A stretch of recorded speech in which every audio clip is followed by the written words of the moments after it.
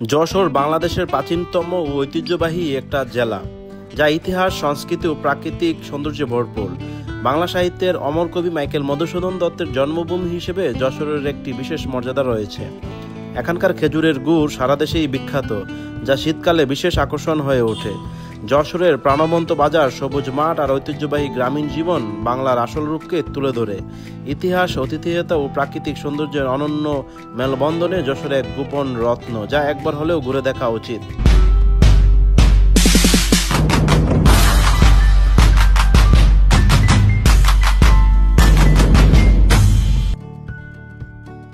আসসালামু আলাইকুম, আশা করি সবাই ভালো আছেন। আবারও ফিরে আসলাম এনাদের একটা ব্র্যান্ড নিউ ভিডিও নিয়ে। আজকে আমরা যাচ্ছি মাইকেল মধুসূদন দত্তের এলাকায়। তার মানে আপনারা বুঝেই গেছেন আমরা কোথায় যাচ্ছি। হ্যাঁ বন্ধুরা, আপনারা ঠিকই ধরেছেন, আমরা যাচ্ছি আজকে যশোরে। দেখবো ঘুরে ফিরে যশোরের যত সব সুন্দর সুন্দর দৃশ্য আছে, মনোরম এবং ফুলের বাগান, এবং সেই বিখ্যাত মাইকেল মধুসূদন দত্তের নিজস্ব বাড়ি। তো লেটস গো উইথ আস।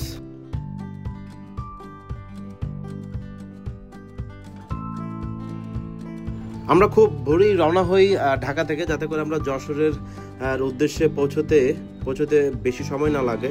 যেই কথা সেই কাজ। তো আমরা রওনা দেওয়ার কিছুক্ষণের মধ্যেই আমরা পৌঁছে যাই ঢাকা মাওয়া এক্সপ্রেসওয়েতে। পদ্মা সেতু টোল প্লাজা খুব নিকটে আমাদের, দেখতে পাচ্ছেন। আর এটাই আমার ফার্স্ট জার্নি পদ্মা সেতুর উপর দিয়ে।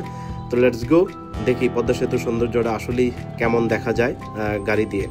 তো আমরা 3-4 জন বন্ধু মিলেই আমরা এই যশোরে যাচ্ছি। আমাদের এক বন্ধুর বাড়ি এই যশোরে, তো সেই সুবাদেই আমাদের এই যশোরে যাওয়া। তো শুনেছি যশোরে নাকি খুব ভালো ভালো খাবার হয়, যেমন একটা ফেভারিট খাবার হলো যেটা কাঁঠালের ঘন্ট। সেই কাঁঠালের ঘন্টর লোভেই আমরা চলে যাচ্ছি যশোরে। নিঃসন্দেহে পদ্মা সেতু বাংলাদেশের গর্বের একটা প্রতীক। এটি শুধুমাত্র একটা সেতু নয়, এটি স্বপ্ন, সাহস আর সক্ষমতার মূর্ত প্রতিচ্ছবি। একটি স্বপ্নের বাস্তব রূপ এই পদ্মা সেতু বাংলাদেশের ইতিহাসে এক নতুন দিগন্তের সূচনা করেছে। এটি দেশের দক্ষিণ পশ্চিমাঞ্চলের সঙ্গে রাজধানী ঢাকা সহ অন্যান্য অঞ্চলকে সরাসরি সংযুক্ত করেছে।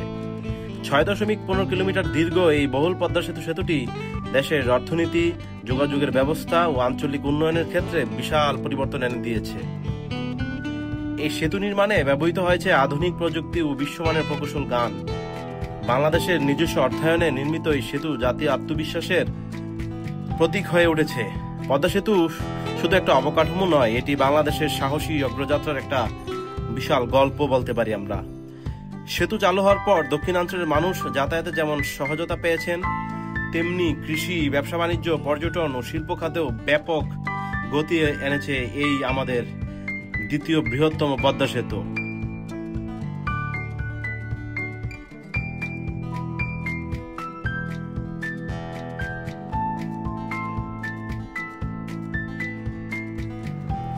ছয় লেন বিশিষ্ট প্রশস্ত এক্সপ্রেসওয়ে সুন্দরভাবে সাজানো, ল্যাম্পপোস্ট, সারিবদ্ধ গাছপালা এবং ক্লিন ডিজাইন পুরো রাস্তাটিকে একটা পরিপাটি ও মডার্ন রূপ ধারণ করেছে।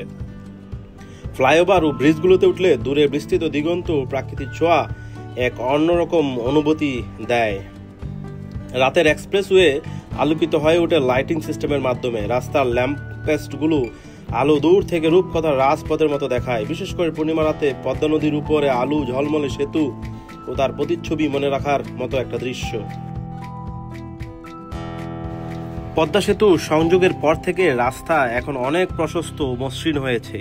চলার সময় গাড়ির গতি ও প্রশস্ততার সাথে আসে আরামদায়ক ভ্রমণ। নতুন নির্মিত সড়কবাতি, ক্লিন রুট ডিজাইন এবং সারিবদ্ধ গাছপালা ও দৃষ্টিনন্দন ডিভাইডার পুরো হাইওয়ে পথকে করে তুলেছে দর্শনীয়। ঢাকা এবং খুলনা মহাসড়ক,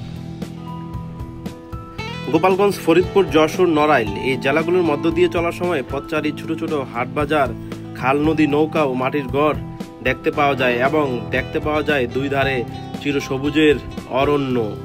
আমরা ইতিমধ্যেই যশোরে ঢুকে পড়েছি। দুই পাশে সবুজ ঘাস, ধান ক্ষেত আমাদেরকে স্বাগত জানিয়েছে।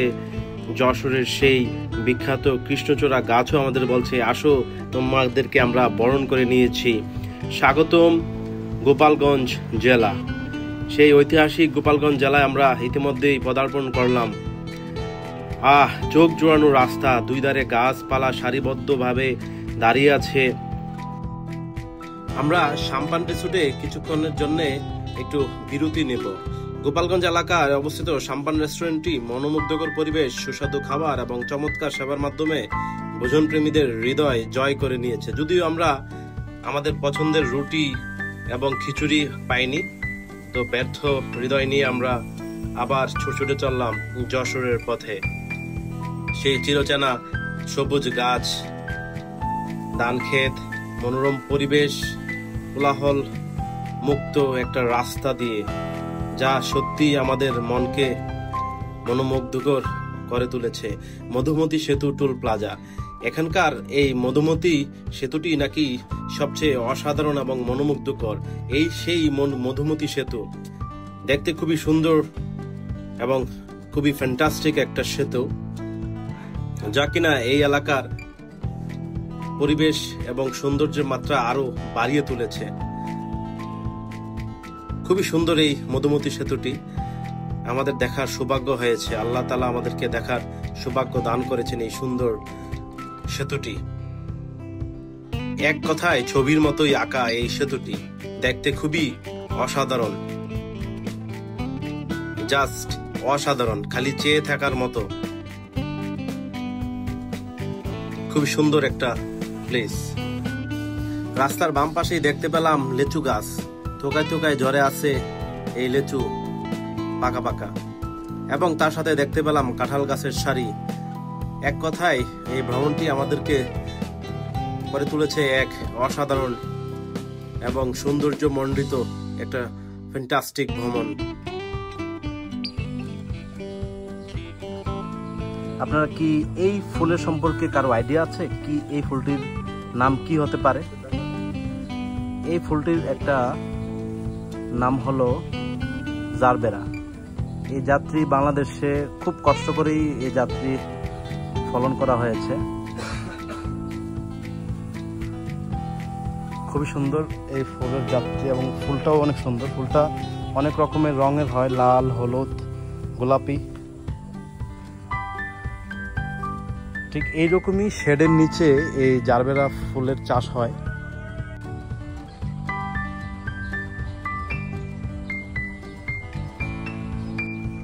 যশোরের এই পানিসারা গ্রামের থেকে আপনাদেরকে জানাচ্ছি স্বাগতম। অ্যাকচুয়ালি এই পানিসারা গ্রাম থেকেই সকল ধরনের ফুল সাপ্লাই হয় আমাদের সারা বাংলাদেশে। মোট কথা এই পানিসারা গ্রাম থেকেই এই ফুলের যে একটা বাণিজ্যিক চাষ এবং বাণিজ্য এই বড় আকারে রূপ ধারণ করে এই যশোরের পানিসারা থেকেই। সো আমাদের যে ঢাকা শহর বলেন, বিভিন্ন জেলায় যেই ফুলের দোকান বা ফুলের যেই সরবরাহ, এটা কিন্তু সেই এই যশোরের পানিসারাতেই হয়।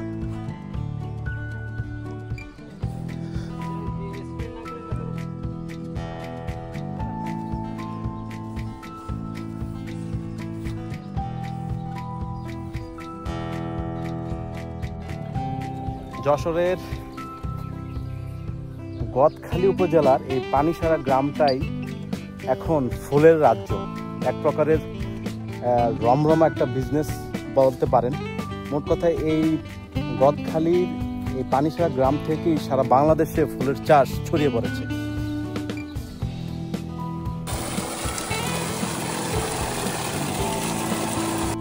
বর্তমানে যেই জায়গাটায় আছি সেটা হলো যশোর জেলার জিগরগাছা থানার গদখালি থেকে বলছি। এই গদখালি থেকেই আপনার যত রকমের ফুল আছে, এই ফুল সারা বাংলাদেশেই সাপ্লাই হয়। আর এই যে শেডের ভিতর যে একটা ফুলের চাষ হচ্ছে সেটা হলো জারবেরা ফুল। এটা খুবই স্পেশাল একটা জাত, যেটা বাংলাদেশে প্রায় অনেক বছর যাবত চেষ্টা করে এই ফুলটা আপনার উৎপাদন সফল হয়েছে এই বাংলাদেশি কৃষকরা। তো এই জায়গাটুকু থেকেই, গদখালি থেকেই কিন্তু আমাদের সারা বাংলাদেশে ফুলের এই বিজনেসটা এখান থেকেই উৎপন্ন হয়। তো আপনারা যারা এই অ্যাকচুয়াল যেই ফুল বাগান এবং ফুলের বিজনেস কিভাবে হচ্ছে, কিভাবে ফুল এখানে উৎপাদন হচ্ছে, তো যদি দেখতে চান তাহলে আপনি অবশ্যই এই যশোর জেলার জাগরকাছি থানার এই গদখালিতে আসতে হবে। এই রকম যে সুন্দর ভিউ আপনাকে উপভোগ করতে হলে আসতে হবে। মেনলি শীতের সিজনটাই হলো এই ফুলের জন্য বেস্ট একটা সময়। তো আমি বলবো যে আপনারা শীত সিজন নভেম্বর ডিসেম্বরের দিকে এখানে আসবেন। এই হলো মেইন ভিউ। যদিও আপনাদেরকে ভালো ভিউ দেখাতে পারছি না, বিকজ অফ গরম তো, তাই এর জন্য। তো শীত সিজনে আপনারা আরো বেশি পাবেন। Thank you. গদখালি ফুলের মেলা থেকে রওনা দিলাম আমরা বেনাপোলের উদ্দেশ্যে। দেখবো ঘুরে ফিরে বেনাপোলের বর্তমান অবস্থা। তাহলে আমাদের সাথেই থাকুন। যশোর জেলার একটি মনোরম ঐতিহ্যবাহী এলাকা হলো এই বেনাপোল। এটি মূলত বাংলাদেশ ভারতের সীমান্তবর্তী একটা গুরুত্বপূর্ণ বন্দর ও স্থল শুল্ক স্টেশন হিসেবে পরিচিত। বেনাপোল বাংলাদেশের অন্যতম ব্যস্ত স্থল বন্দর, যেখানে প্রতিদিন হাজার হাজার পণ্যবাহী ট্রাক আসা যাওয়া করে থাকে। এখানে কাস্টমস, বন্দর কর্তৃপক্ষ ও সীমান্ত রক্ষা বাহিনীর কঠোর নজরদারিতে পণ্য আমদানি ও রপ্তানি কার্যক্রম পরিচালিত হয়ে থাকে। বেনাপোল বাংলাদেশের অর্থনীতিতে গুরুত্বপূর্ণ ভূমিকা রাখে, কারণ এই বন্দর দিয়ে ভারত থেকে পণ্য প্রবেশ করে ও বাংলাদেশের পণ্য ভারতে রপ্তানি হয়ে থাকে। বেনাপোল এলাকায় বিভিন্ন ধরনের হোটেল, রেস্টুরেন্ট এবং ব্যবসা প্রতিষ্ঠান গড়ে উঠেছে, যা স্থানীয় মানুষের জীবিকা ও অর্থনৈতিক সমৃদ্ধ বৃদ্ধি করেছে। তাছাড়া এখানকার পরিবেশ, সীমান্ত সংস্কৃতি ও মানুষের আন্তরিকতা পর্যটকদের আকর্ষণ করে থাকে ব্যাপক। যশোর থেকে বেনাপোলের দূরত্ব খুব বেশি না, প্রায় 40-50 মিটার রাস্তা। এটি ব্যবসায়িক ও কূটনৈতিক দৃষ্টিকোণ থেকে অত্যন্ত গুরুত্বপূর্ণ একটা স্থান। যশোরের বেনাপোল স্থলবন্দর থেকে আপনাদের সবাইকে স্বাগতম জানাচ্ছি।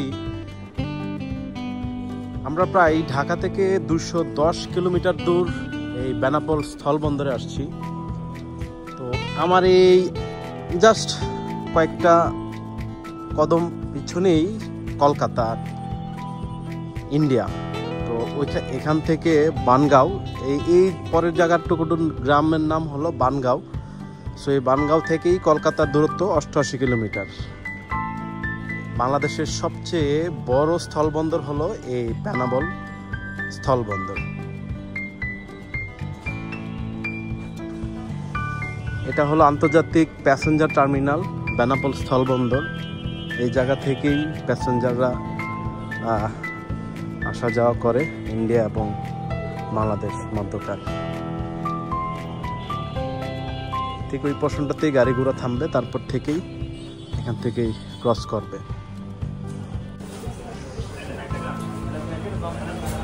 এটাই হলো সাদিক মিষ্টান্ন ভান্ডার, যেটা জামতলী, যশোরের জামতলীর সেই বিখ্যাত মিষ্টান্ন ভান্ডার, যেটা স্বাদ অতুলনীয়।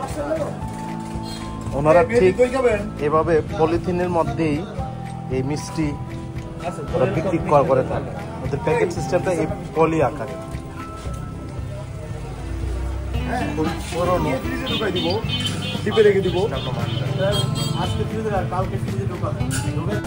চটপটি বানানোর ধরনটা একটু অন্যরকম আপনার।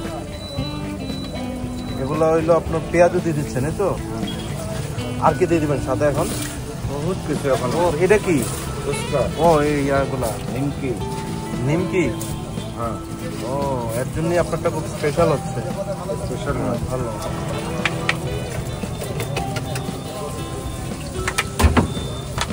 তাহলে ঘুম থেকে উঠেই এইভাবে জামাই আদর যে পাবো আমি কল্পনাতেও বুঝতে পারিনি।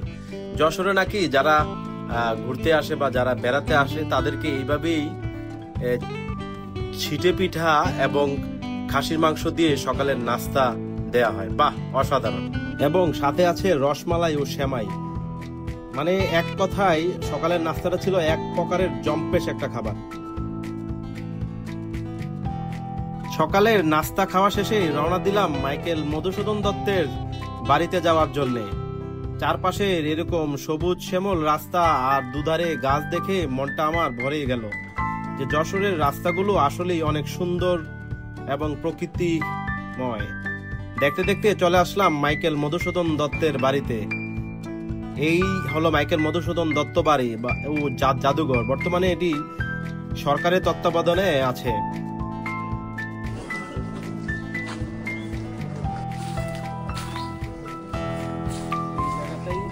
মাইকেল মধুসূদন দত্তের বাড়ি, আর এটা হলো গান বাজনা সাগরদারু, যশোর।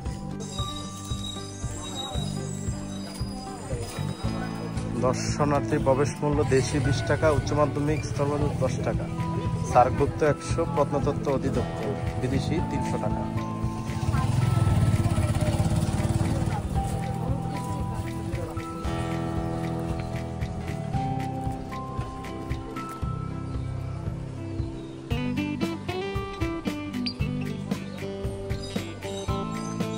দাঁড়াও পথিক, বড় জন্ম যদি তব বঙ্গে, তিষ্ট ক্ষণকাল, সাগরদারি কপোতাক্ষ তীরে জন্মভূমি।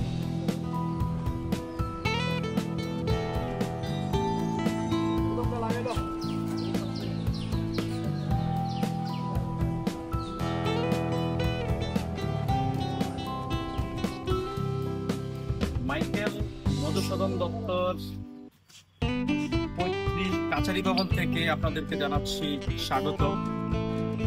তো এটা ঠিক যশোর জেলার কেশবপুর উপজেলায় অবস্থিত এই মাইকেল মধুসূদন দত্তের কাছারি ভবনটা, পৈতৃক বর্তমান জাদুঘর। এই জায়গাটা প্রায় অনেক বছর আগে, সেটা আপনারা অবশ্যই জানেন, বইতেও পড়েছেন। খুবই সুন্দর একটা প্লেস। আমার অনেক দিনের স্বপ্ন, অনেক দিনের ইচ্ছা ছিল বাংলাদেশের প্রতিটি সুন্দর জায়গা এবং প্রতিটি বিখ্যাত জায়গা আমি ভ্রমণ করব। সেই সুবাদেই আজকে আমি যশোরের জেলার কেশবপুর উপজেলার এই মধুপল্লীতে আসা। এই মধুপল্লীতেই আমাদের সেই বিখ্যাত কবি মাইকেল মধুসূদন দত্তের বাড়ি। আলহামদুলিল্লাহ, আল্লাহ আমাকে এই জায়গাটুকু দেখা সৌভাগ্য করে দিয়েছেন। Thank you so much. কবির পৈতৃক কাছারি ভবন,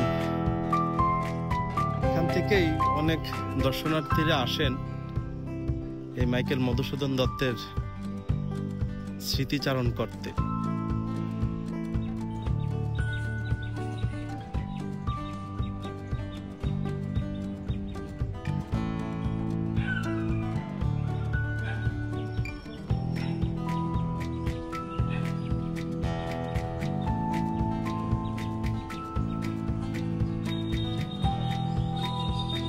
এই সেই বিখ্যাত কপোতাক্ষ নদের কবিতা।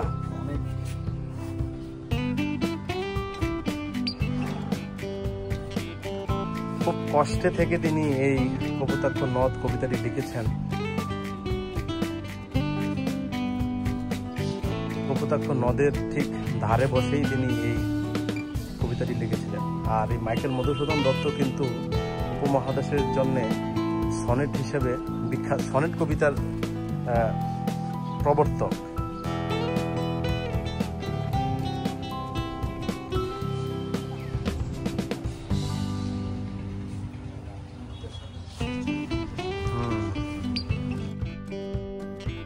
মাইকেল মধুসূদন দত্তের পৈতৃক বাড়ি অবস্থিত বাংলাদেশের যশোর জেলার কেশবপুর উপজেলার সাগরদড়ি গ্রামে। এটি একটি ঐতিহাসিক স্থান যা তার জন্মস্থান হিসেবেও পরিচিত। এটা তার স্ত্রী। বাড়ির ইতিহাস ও স্থাপত্য। এই বাড়িটি 1900 শতকে নির্মিত। এটি ছিল মধুসূদনের পিতামহের প্রতিষ্ঠিত একটা জমিদার বাড়ি। পুরো বাড়িটি দোতলা কাঠামোর উপর নির্মিত, যেখানে আছে প্রশস্ত বারান্দা, খিলান বিশিষ্ট দরজা ও বড় আকারের ঘর। ভবনের স্থাপত্য ব্রিটিশ ও ঔপনিবেশিক প্রভাব লক্ষ্য করা যায়। বর্তমানে এই বাড়িটি জাদুঘর হিসাবে পরিচিত এবং বিভিন্ন পর্যটকদের জন্য এগুলো উন্মোচন করা হয়েছে। বাড়ির ভিতর দেখা যায় মধুসূদন দত্তের ব্যবহৃত বিভিন্ন ধরনের আসবাবপত্র, কিছু নিদর্শন, পুরনো কাব্যগ্রন্থ ও তার লেখা হতে লেখা পাণ্ডুলিপির প্রতিলিপি। তার জীবনের বিভিন্ন মুহূর্তের আলোকচিত্র, ছবি, যেমন তার ছেলের ব্যাডমিন্টন খেলার চ্যাম্পিয়নের ছবি, স্মৃতিচিহ্ন ও সংগ্রহশালা। বর্তমানে এই বাড়িটিকে মাইকেল মধুসূদন দত্ত স্মৃতিপীঠ হিসেবে ঘোষণা করা হয়েছে। এটি সংরক্ষিত একটা স্মৃতি জাদুঘরে পরিণত হয়েছে, যেখানে দর্শনার্থীরা তার জীবন ও সাহিত্যকর্ম সম্পর্কে জানার সুযোগ পেয়ে থাকে। প্রতি বছর এখানে একটা অনুষ্ঠান হয়। প্রতি বছর জানুয়ারি মাসেই মধুসূদনের জন্মদিন উপলক্ষে মধুসূদন জন্মজয়ন্তী উৎসব উদযাপিত হয়। দেশ বিদেশ থেকে অসংখ্য সাহিত্যপ্রেমী, গবেষক ও পর্যটক এই উৎসব অংশগ্রহণ করেন। সাগরদাড়ির প্রকৃতি শান্ত, মনোরম। বাড়ির পাশ দিয়ে বয়ে গেছে কপোতাক্ষ নদ। একটু পরেই আপনাদেরকে আমি নিয়ে যাব কপোতাক্ষ নদে, যা তার অনেক কবিতায় উঠে এসেছে। নদীর পাড়ে দাঁড়িয়ে সহজেই অনুভব করা যায় মধুসূদনের কাব্যিক আবেগ। সাগরদড়ি এই বাড়ি শুধু একটা স্থাপনা নয়, এটি বাংলা সাহিত্যের ঐতিহাসিক একটা জীবন্ত অংশ। যারা মাইকেল মধুসূদন দত্তের সাহিত্য ভালোবাসেন বা বাংলা ভাষার ইতিহাস জানতে চান, তাদের জন্য এই বাড়ি একটা প্রেরণার স্থান হিসেবে পরিলক্ষিত। মাইকেল মধুসূদন দত্ত তার বিখ্যাত কবিতা কপোতাক্ষ নদ এই নদীকে স্মরণ করেই এক অপূর্ব কবিতা রচনা করেন। তিনি তার শৈশব ও কৈশোর এই নদীর তীরেই কাটিয়েছেন। তার কলমে কপোতাক্ষ নদ হয়ে উঠেছিল স্মৃতিময় এক আবেগের প্রতীক। স্মরণে কি রবে না তাহার স্নিগ্ধ সোদা ঘ্রাণ, নিঝুম বনের ছায়া, শিশির স্নাতকুল, ও প্রিয় কপোতাক্ষ তব তীরে। এই কবিতাটি তিনি এই কপোতাক্ষ নদে বসে লিখেছিলেন। মাইকেল মধুসূদন দত্তের বিশাল একটা স্মৃতিচারণ স্তম্ভ বিদ্যাসাগর। খুলনায় এসে যদি আব্বাস হোটেলের চুইঝাল যদি না খাওয়া যায় তাহলে সেটা তো হবেই না। খাসির মাংসের চুইঝাল দিয়ে আমরা দুপুরে লাঞ্চ করতে আসলাম খুলনা রোড চুকননগর বাজার ডুমুরিয়াতে। যেমন এর নামঢাক তেমনি সেই মাংসের স্বাদ, সাথে চুইঝাল। খুবই সুস্বাদু ছিল এই দুপুরের খাবারটা এই খুলনা রোডের মধ্যে এই আব্বাস হোটেলে। মাংসগুলো দেখতেও অনেক সুন্দর, জাস্ট অসাধারণ। এক কথায় খাবারের টেস্ট ছিল 10 out of 10। আপনারা যারা খুলনা থেকে ঢাকা যান তারা এই থেকে খেতে পারেন।